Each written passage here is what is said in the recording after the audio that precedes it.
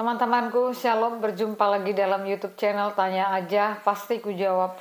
Belakangan ini kita mendengar bahwa kejadian kebakaran terjadi di California dengan begitu dahsyat dan luar biasa, sehingga banyak orang yang berkata bahwa hal ini merupakan hukuman Tuhan ataupun balasan Tuhan atas perbuatan Amerika. Nah, itu adalah pernyataan-pernyataan yang tidak pasti. Nah, namun belakangan ini juga banyak hamba Tuhan yang mengomentari dan mencoba untuk melihat relevansinya daripada firman Tuhan. Nah, berikut ini mari kita saksikan juga seperti apa pernyataan seorang hamba Tuhan terkait dengan kejadian kebakaran yang ada di California. Selamat menyaksikan dari awal hingga akhir dan semoga memberikan pencerahan ya. Haleluya, rancangan Tuhan tak pernah gagal buat kita. Dan kita percaya janji Tuhan ya dan amin. Itulah pujian bersama Pastor Michael Panjaitan bersama dengan BMC Worship Team dari Philadelphia, Pennsylvania di Amerika.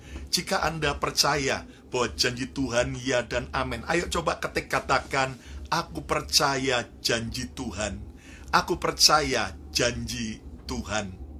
Saya kembali menyapa bagi semua sahabat Mesbah Mujizat dimanapun Anda menyaksikan program ini, baik secara live maupun siaran ulangnya.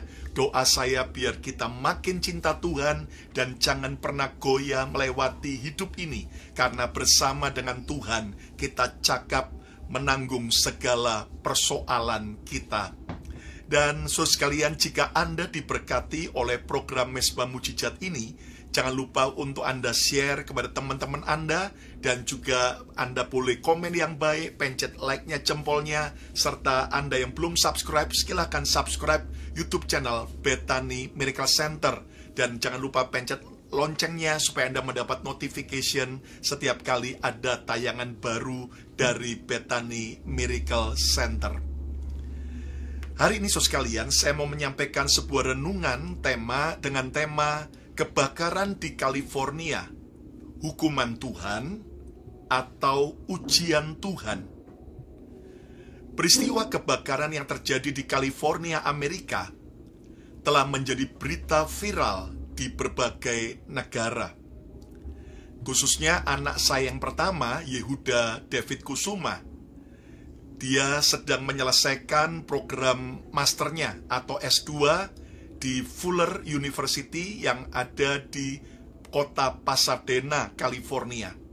Dan saudara sekalian, anak saya sejak sebelum Natal liburan, dan kemarin dia terbang ke Florida dari Philadelphia untuk mengikuti beberapa hari saudaraku training dari Timothy Foundation. Itu adalah anak-anak muda dari berbagai saudaraku tempat yang terseleksi untuk di-training menjadi pemimpin dalam bisnis, dalam pelayanan, dalam politik, dan dalam berbagai area. Dan puji Tuhan, anak saya Yuda melalui seleksi yang cukup ketat berhasil terpilih. Dan di situ ada coach atau pelatih-pelatih hebat dari Amerika dan juga dari komunitas, bukan hanya orang-orang biasa tetapi anak-anak, orang-orang penting yang ada di Amerika. Nah, saudara-saudara, Yehuda minggu akan kembali ke Pasadena, California. Dan dia sejak Selasa sudah memberitahu saya, "Pah, ini kebakaran di daerah Pasadena, California."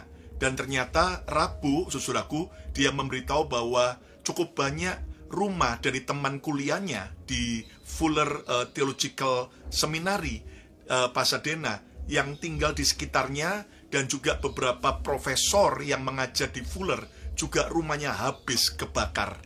Saudara-saudara, dan tentunya apakah Yehuda nanti kembali, anak saya tinggal kembali di asrama daripada Fuller di Pasadena, jelas mungkin dalam beberapa hari dia berkata dia akan mengungsi ke daerah California yang udaranya tidak terpolusi akibat kebakaran.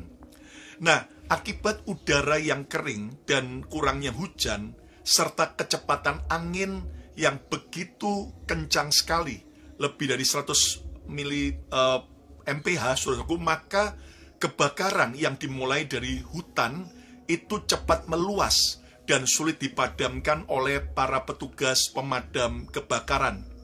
Ribuan rumah dan gedung komersial terbakar habis. Nah, sedihnya, di tengah musibah yang terjadi kebakaran hebat di California ini, berbagai postingan, berbagai komen-komen dari netizen, baik yang positif, tapi ternyata jauh lebih banyak yang negatif. Berbagai komen dan judul postingan di sosial media sebagai tanggapan atas bencana kebakaran di California. Ada yang posting ini merupakan hukuman Tuhan atas ancaman Trump terhadap Hamas. Jika tidak menyerahkan tawanan, maka Hamas akan di bumi hanguskan. Lalu juga ada yang memposting murka Tuhan atas Amerika karena Amerika mendukung Israel. Dan ini merupakan balasan hajaran Tuhan, murka Tuhan atas Palestina, atas Lebanon, atas Suriah, dan juga sebagainya. Bahkan juga ada yang berkomentar, ya, pemerintahan Trump dihukum Tuhan karena Tuhan murka. Dan banyak juga komen-komen yang bahkan waktu melihat kebakaran di California, maka mereka teriak-teriak seolah-olah bersyukur atas kebakaran besar yang terjadi. Nah, menanggapi berbagai komen negatif yang ditujukan atas kebakaran besar yang terjadi di Amerika, kita bisa belajar hari ini dari musibah, dari tragedi pahit yang dialami oleh salah seorang tokoh Alkitab yang tertua, yaitu Ayub. Di dalam Alkitab, yang Ayub adalah seorang yang benar, saleh, hidup beribadah, suka berkorban, suka menolong. Tetapi sekalian, Ayub itu mengalami musibah, di mana dalam waktu sekejap, semua hartanya, ternaknya, itu habis ludes. 10 orang anak yang dicintai Ayub meninggal karena keruntuhan bangunan akibat gempa. Ayub juga akhirnya sakit dari ujung rambut ke kepala sampai kaki. Bahkan istri Ayub tidak mendukung, tidak mensupport kondisi Ayub yang berat. Nah, di saat Ayub mengalami semua penderitaan itu, datanglah 3 orang sahabat Ayub yang bisa memberikan pelajaran penting bagi setiap kita. Mengapa? Karena 3 orang sahabat Ayub ini, saudaraku, akhirnya datang. Awalnya mau menghibur, tapi kemudian mulai menghakimi Ayub dan mulai mengatakan hal-hal yang tidak benar tentang Ayub dan juga tentang Tuhan. Dan tentunya saudara bisa belajar dari Ayub pasal pertama sampai pasal 42. Dan kita tahu hari ini Ayub itu jauh lebih berat pergumulannya dibanding pergumulan saudara dan saya. Saudara mungkin ada yang mengalami sakit, tapi minimal engkau pasti punya anak yang kau cintai. Saudara mungkin kehilangan keluarga, tapi saudara minimal masih punya, yaitu sahabat yang mensupport dan mendoakan saudara. Saudara mungkin ada yang berkata, ekonomi saya hancur, Pastor Lukas. Tapi saudara minimal masih punya istri dan keluarga yang setia dengan Anda. Nah, sementara Ayub, Anda tahu, komplit sudah semua musibah yang dialami. Baik kesehatannya sendiri, anak-anak yang dia cintai, lalu kemudian kekayaannya, bahkan sakit, bahkan kemudian istri yang harusnya mensupport Ayub, justru yaitu menjorokkan Ayub untuk segera mengutuki Tuhan dan segera mati. Dan Anda mengerti bahkan sahabat Ayub justru menghakimi dan membuat dia betul-betul tersakiti dengan kata-kata mereka yang tajam. Namun sekalian, respon yang benar, sekali lagi, respon yang benar dari Ayub yang membuat Ayub alami pemulihan. Nah, coba kita lihat langsung saja karena waktunya. Langsung lihat dalam Ayub pasal 42, ayat yang ke-7 sampai yang ke-10. Setelah Tuhan mengucapkan firman itu kepada Ayub, maka firman Tuhan kepada Elifas, orang teman, salah seorang sahabat Ayub, murkaku menyala terhadap engkau, Elifas, dan terhadap kedua sahabatmu, karena kamu tidak berkata benar tentang aku, tentang Tuhan, seperti hambaku Ayub. Karena kamu bertiga sahabat Ayub tidak berkata benar tentang Tuhan seperti hambaku Ayub. Dan lihat dari perkataan yang tidak benar ini, maka murka Tuhan menyala. Ayat yang ke-8. Oleh sebab itu ambillah 7 ekor lembu jantan dan 7 ekor domba jantan, dan pergilah kepada hambaku Ayub. Lalu persembahkanlah semuanya itu sebagai korban bakaran untuk dirimu. Dan baiklah hambaku Ayub meminta doa untuk kamu. Baiklah hambaku Ayub meminta doa untuk kamu, karena hanya permintaannya lah yang akan ku terima. Hanya permintaan Ayublah yang akan Tuhan terima untuk ketiga sahabatnya diampuni Tuhan, supaya aku tidak melakukan aniaya terhadap kamu, sebab kamu tidak berkata benar tentang aku seperti hambaku Ayub. Diulang lagi, karena mereka tiga sahabat Ayub, saudaraku, tidak berkata benar tentang Tuhan seperti hambaku Ayub.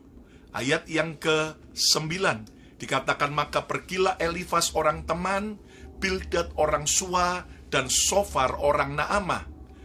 Elifas, Bildad, dan Sofar, lalu mereka melakukan seperti apa yang difirmankan Tuhan kepada mereka.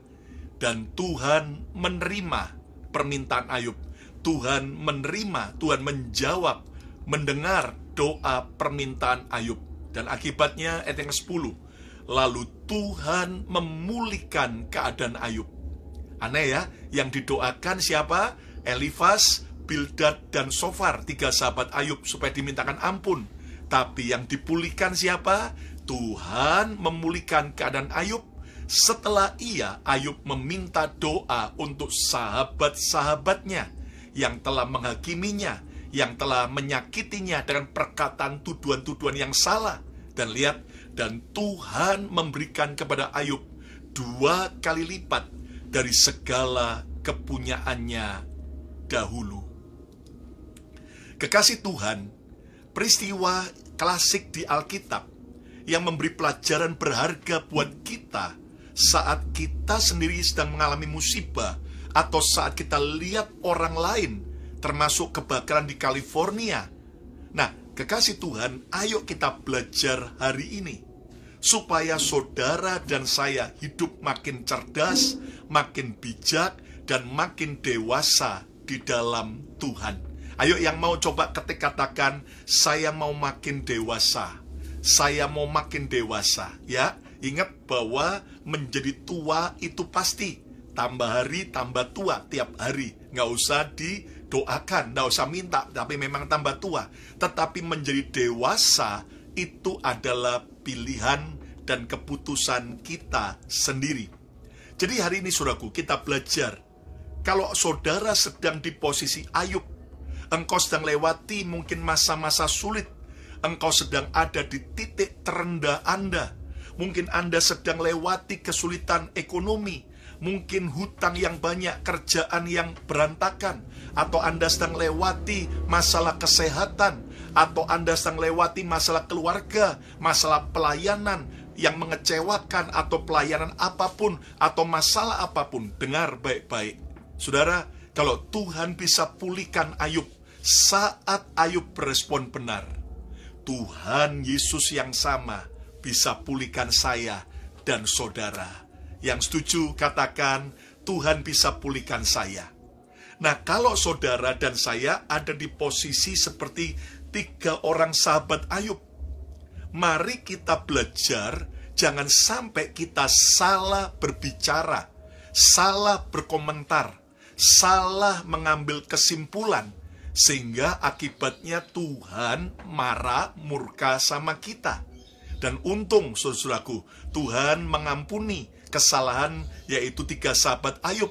Ketika Ayub berdoa meminta ampun kepada Tuhan atas 3 orang sahabatnya. Kalau kita, saudaraku, melakukan hal yang salah, ayo segera minta ampun sama Tuhan. Datang bahkan dengan orang-orang yang pernah kita lukai, yang pernah kita musuhi, kita berdamai, dan kita minta mereka mendoakan supaya berkat Tuhan mengalir. Nah, kembali kepada kebakaran di California, kita bisa belajar ketika kita melihat musibah itu terjadi. Jangan kemudian kita dengan sembarangan berkomentar, apalagi membuat postingan di YouTube, postingan di Instagram yang mengatakan ini adalah hukuman Tuhan atas Amerika akibat Amerika mendukung Israel. Ini adalah yaitu karma dari Gaza dan sebagainya. Nah, mari kita belajar supaya kita tidak salah, ya. Dan kita lihat sikap bijak saat melihat musibah yang dialami oleh orang lain atau oleh diri kita.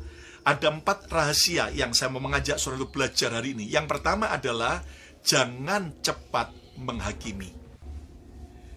Jangan ulangi kesalahan 3 orang sahabat Ayub yang tidak berkata benar tentang Tuhan dan Ayub. Aneh sekali ya, kalau Anda baca dalam kitab Ayub, saudaraku, 3 orang sahabat ini menyalahkan Ayub, menuduh Ayub bersalah, berdosa. Tetapi justru Tuhan berkata bahwa mereka ini tidak berkata benar bukan tentang Ayub, tapi tentang Tuhan. Hati-hati, saudaraku. Kalau kita cepat menghakimi, apalagi orang-orang yang percaya Tuhan, orang-orang yang hidup takut akan Tuhan, apalagi kalau kita menghakimi biji mata Tuhan, orang-orang yang disayang Tuhan, wah, berabe kita nanti. Lihat Tuhan Yesus sendiri mengajar dalam Matius 7 ayat pertama sampai yang kedua. Jangan kamu menghakimi, supaya kamu tidak dihakimi. Loh, Pastor Lukas, bagaimana yang saya kerja sebagai seorang hakim? Seorang hakim kan kerjaannya menghakimi tiap hari. Lain, kalau itu memang panggilan, calling. Kalau Anda jadi hakim, jadilah hakim yang takut akan Tuhan. Bersih, jujur, jangan terima suap.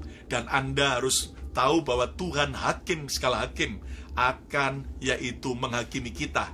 Nah, janganlah kamu menghakimi supaya kamu tidak dihakimi. Lah, kalau sampai ada keluarga saya, teman saya yang salah, saya koreksi mereka, apa saya tidak boleh? Oh, itu boleh. Kalau kita mengasihi, kalau kita koreksi, kita tegur.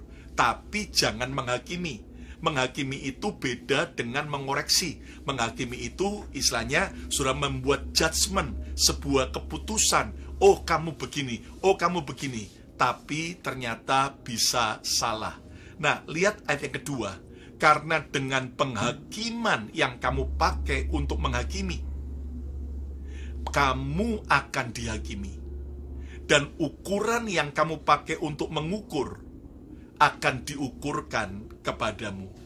Kalau kita menghakimi orang yang sedang jatuh, yang sedang alami musibah dengan sadis, dengan ukuran yang kejam, hati-hati loh. Yesus sudah mengingatkan kita, maka penghakiman yang kejam, ukuran yang kejam juga akan dipakai Tuhan untuk mengukur dan menghakimi kita.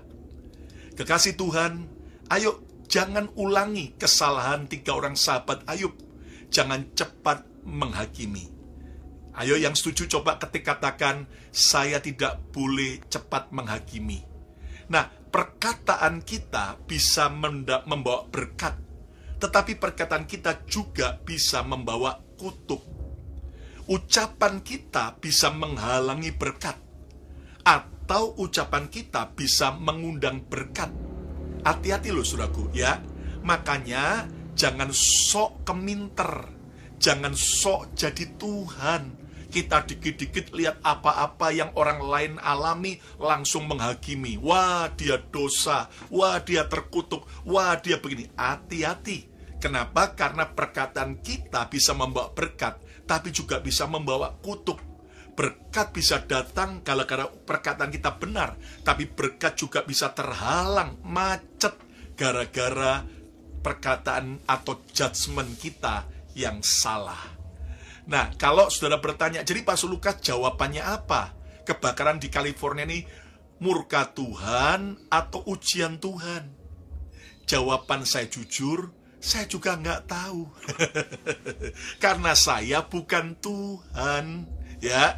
Tapi percayalah, apapun yang terjadi, terutama yang menimpa saudara kita di California, kebakaran itu pasti ada maksud Tuhan di baliknya. Nah, jadi jangan sok jadi Tuhan. Ayo coba ketik, katakan, jangan sok jadi Tuhan, ya kan? Kita nganggep diri kita Tuhan, main hakim sendiri, ya, jadi wasit, ya kan? Makanya kalau lihat dalam pertandingan sepak bola, ya, kadang-kadang penonton lebih hebat daripada hakim, daripada wasit. Kenapa? Judgment-nya begini dan sebagainya. Dan ternyata netizen itu, ya, terutama di negeri Konoha katanya, plus 62, wow, kadang-kadang perkataannya sadis dan tidak pada tempatnya. Nah, jangan suka menghakimi, supaya engkau tidak dihakimi dengan ukuran penghakiman yang sama. Ya, jadi saudaraku, kalau Anda memberi minum orang dengan satu cangkir, ya, ukuran itu, maka cangkir ukuran itu akan dipakai Tuhan untuk berkali-kali memberi engkau minum. Nah, penghakiman yang kita pakai tanpa pengampunan, no mercy, tidak ada namanya belas kasihan, itu juga akan dipakai Tuhan untuk menghakimi kita suatu hari kelak. Jadi jangan cepat menghakimi setiap musibah yang terjadi, selalu menyalahkan orang yang mengalami, atau nyalakan orang lain, nyalakan keadaan, bahkan nyalakan Tuhan. Ingat dalam peristiwa Ayub, ternyata saudara sekalian, Ayub sadar dia salah, berasumsi tentang Tuhan. 3 orang sahabatnya juga salah berkomentar tentang Tuhan. Hidup ini misteri. Hidup ini adalah sebuah misteri. Kita nggak selalu bisa tahu jawabannya. Dan memang tidak perlu selalu Tuhan memberitahu jawabannya, alasannya buat kita. Amin. Makanya Yesus juga berkata, kesusahan sehari cukuplah untuk sehari. Betul nggak? Coba kalau saudara pingin tahu, Tuhan, aku mau tahu semua masa depanku sekarang, dari sekarang sampai nanti mati. Bro, sis, coba renungin. Kalau saudara benar-benar diberitahu Tuhan, nanti bulan depan kamu mati. Ayo, tambah stres nggak? Kalau diberitahu, nanti tahun depan kamu akan ngalami musibah ini, tambah stres. Makanya, sudahlah, jangan cepat mengambil keputusan, jangan cepat menyimpulkan apa yang sedang terjadi. Pokoknya kita tetap percaya, seperti tadi pujian Pastor Michael Panjaitan, walaupun yang kulihat tak baik, namun engkau tetap Tuhan yang baik. Ayo yang setuju katakan, Yesus baik selama-lamanya. Amin. Yang kedua, sikap bijak saat melihat musibah yang kita alami maupun yang orang lain alami adalah bantu dan doakan mereka yang sedang berkesusahan. Ayub yang sedang susah justru dipakai Tuhan untuk berdoa, minta ampun kepada Tuhan atas kesalahan 3 orang sahabatnya di hadapan Tuhan. Saya waktu baca ini dan renungkan, istilah saya, kenapa ya Tuhan itu hanya mau mengampuni 3 sahabat Ayub jika Ayub yang berdoa? Kenapa 3 orang sahabatnya waktu berdoa minta ampun sama Tuhan, enggak Tuhan ampuni? Menurut saya, Tuhan itu buat gara-gara. Tuhan sedang mau mempermalukan 3 orang sahabat Ayub. Dan Tuhan juga sedang mau mempermalukan setiap kita. Untuk kita, harusnya pada waktu kita lihat Ayub, lihat orang lain ngalami musibah, kita nggak menghakimi, tapi justru membantu mereka, mendoakan mereka yang sedang berkesusahan. Ayo yang mau coba ketik katakan, saya mau berdoa bagi mereka yang sedang susah. Lihat di dalam Ayub pasal yang ke-42, ayat yang ke-9 sampai 10. Maka pergilah Elifas orang teman, Bildad orang Sua, dan Sofar orang Naamah, 3 sahabat Ayub. Lalu mereka melakukan seperti yang difirmankan Tuhan kepada mereka, yaitu minta Ayub berdoa minta ampun pada Tuhan. Dan Tuhan menerima permintaan Ayub. Kata permintaan bicara apa? Tentang doa. Saudara harus tahu ada kuasa doa yang dahsyat. Ayat 10, lalu Tuhan memulihkan keadaan Ayub. Saat Ayub dalam keadaan susah, belum dipulihkan loh, masih menderita, dia mau mendoakan 3 orang sahabatnya. Akibatnya apa? Lalu Tuhan memulihkan keadaan Ayub setelah ia meminta doa untuk sahabat-sahabatnya. Dan Tuhan memberikan kepada Ayub 2 kali lipat dari segala kepunyaannya dahulu. Ya, mungkin Anda berkata, Pastor Lukas, saya waktu musibah saya dihakimi teman-teman saya kemudian ditinggalkan. Wow, saya doakan mereka. Ya, tapi saya tanya dulu, doanya gimana? Tuhan, hajar mereka, kutuk mereka, binasakan mereka. Wah, itu doa yang jahat. Ayub mengajar kita, doanya doa yang baik. Minta ampun atas kesalahan 3 sahabatnya. Bahkan minta supaya Tuhan memberkati 3 orang sahabatnya. Jadi ketika engkau sedang lewati masa sulit, engkau difitnah, engkau ditinggalkan, engkau dikecewakan, jangan pernah berdoa yang salah. Ayo coba katakan, saya tidak boleh doa yang jahat. Jangan pernah ngutuki dalam doa Anda tentang orang lain. Jangan minta Tuhan agar menghajar orang lain, memurkai orang lain. Doa supaya Tuhan ampuni mereka, supaya mereka bertobat dan dapat kesempatan untuk mereka berubah. Amin. Demikian juga, saudaraku, dari kita, sisi 3 sahabat Ayub.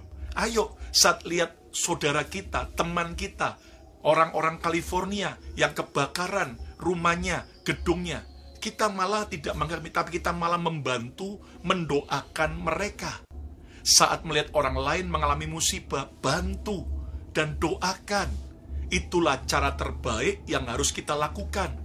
Itulah kehendak Tuhan agar kita membagi kasih dan pertolongan saat orang lain berduka. Jangan egois, jangan kita selfish seperti 3 sahabat Ayub yang hanya sibuk dengan pendapat mereka yang ego dan salah.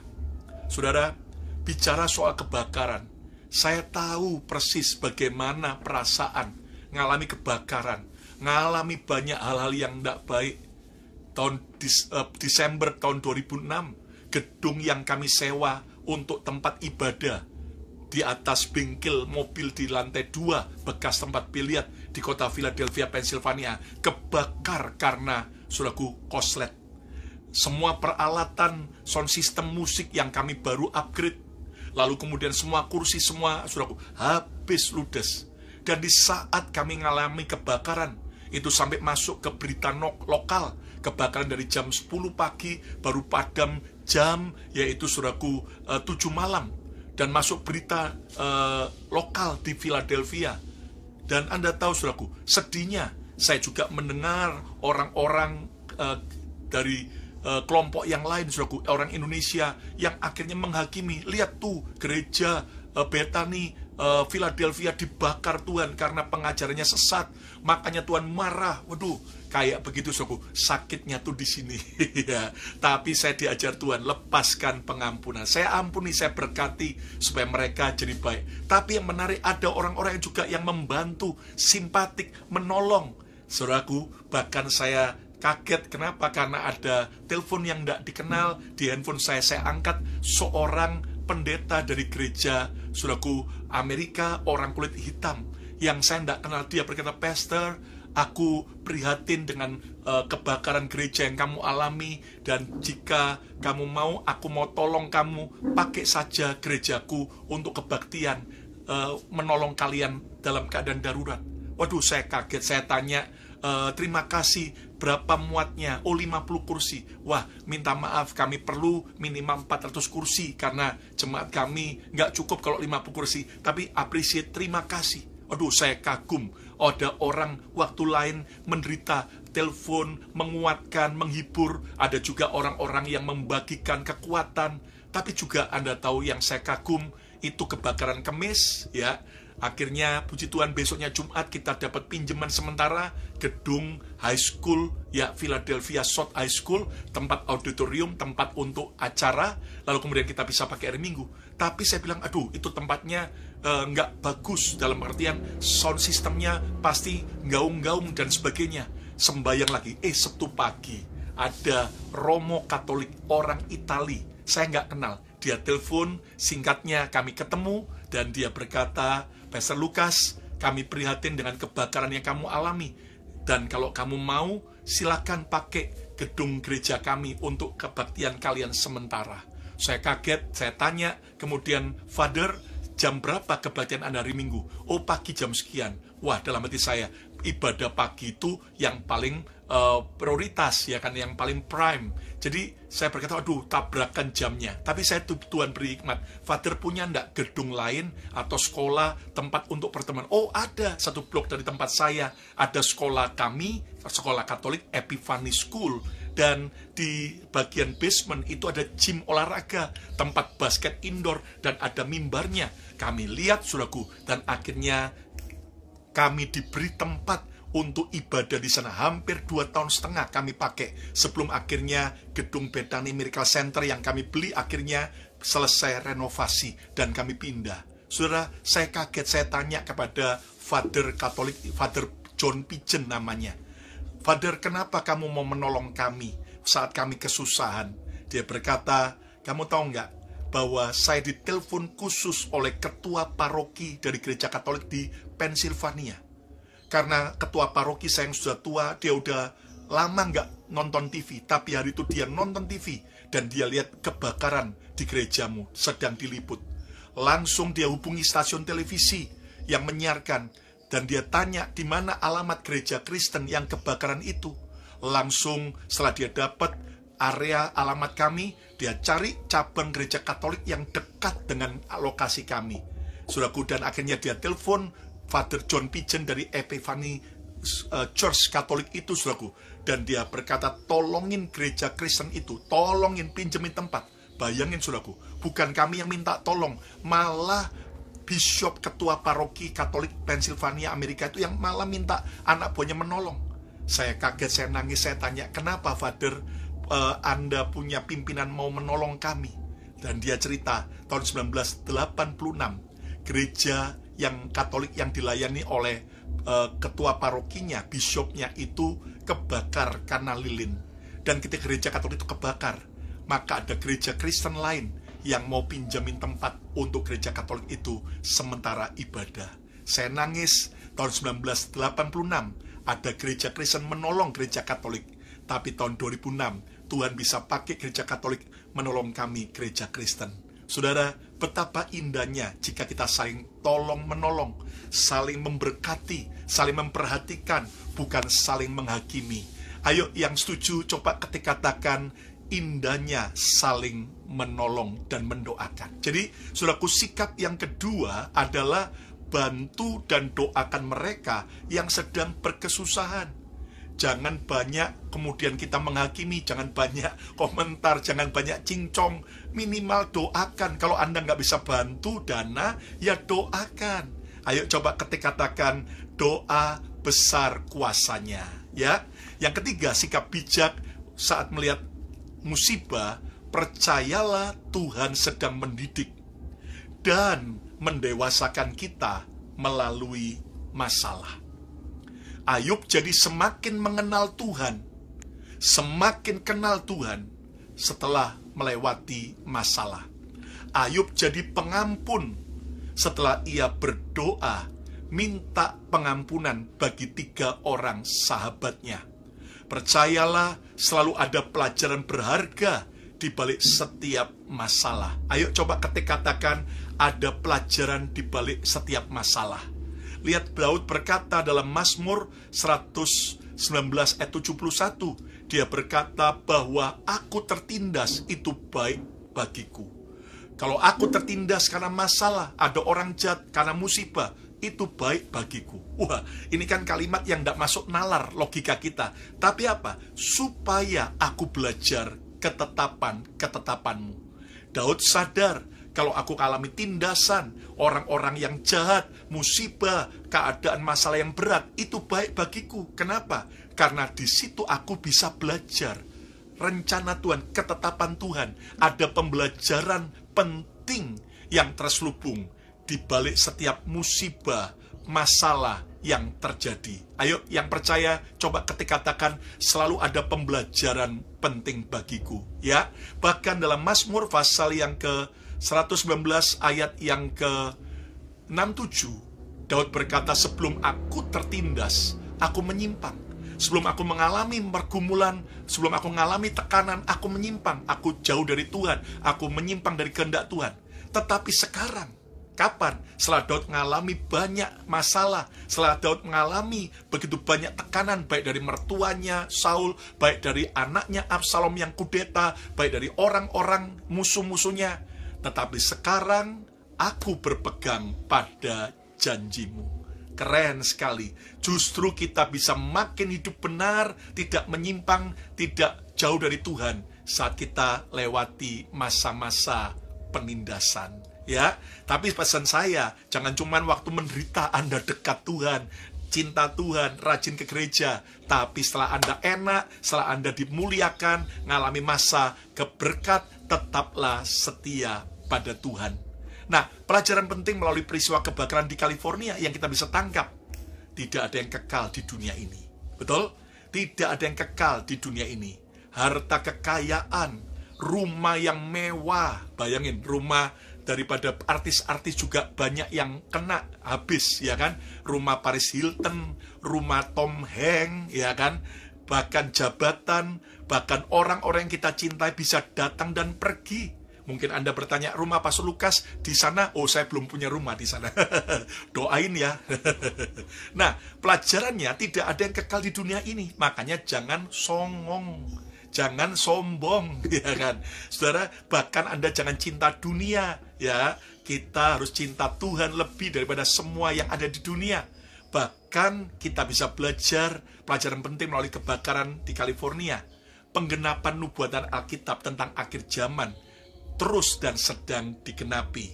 Contohnya selain perang, terdengar deru perang, tapi juga gempa dan bencana, bahkan krisis kelaparan akan terjadi.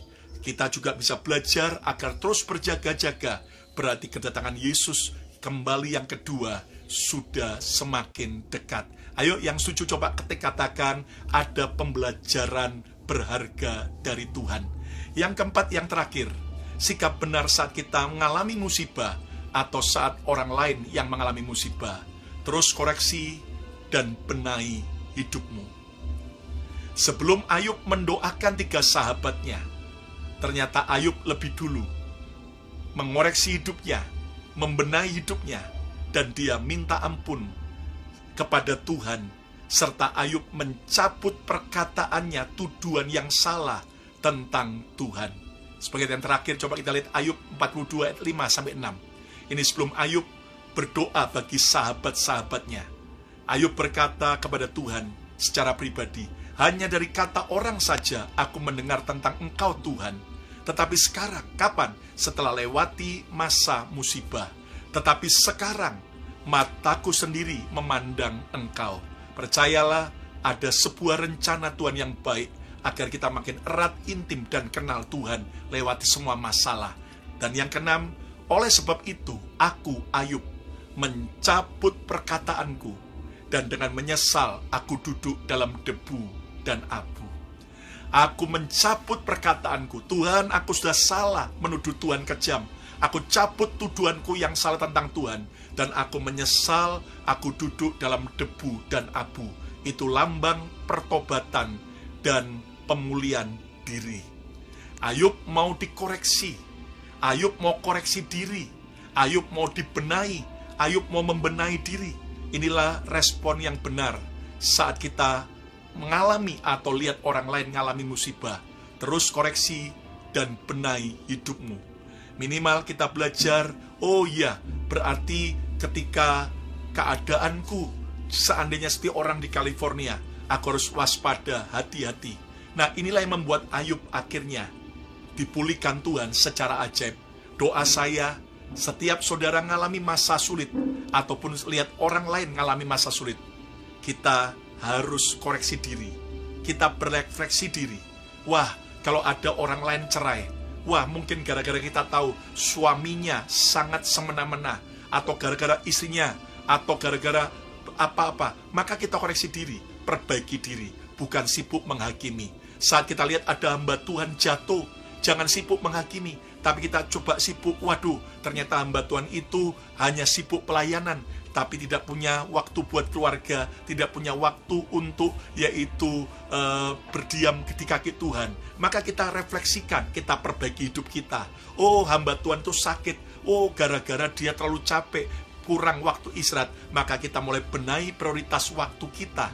Nah, apapun yang kita lihat, apapun yang kita alami, maupun yang orang lain alami, kita bisa belajar koreksi diri. Ayo yang mau katakan, saya mau terus memperbaiki hidup saya.